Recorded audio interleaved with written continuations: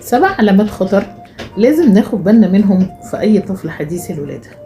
كتير من الأمهات بالذات لو أم لأول مرة ما بتبقاش عارفة إيه العلامات اللي إحنا ناخدها بمحمل الجدية، ولو ظهرت لا قدر الله أي منها في ابني لازم أتحرك بيه لأقرب مستشفى مني.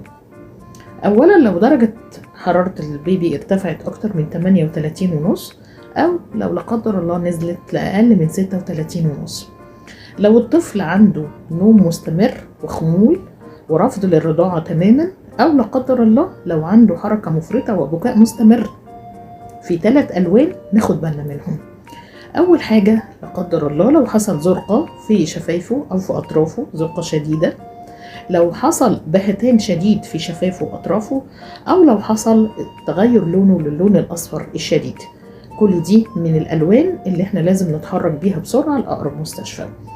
كمان هناخد بالنا من البول بتاعه، لو لقينا ان الطفل ما بيجيبش بول او بول قليل جدا، او لقينا ان في الحفاض بتاعه نقط البول بقت لونها برتقاني، كل دي من العلامات الخطر اللي احنا لازم نتحرك بيها لأقرب مستشفى.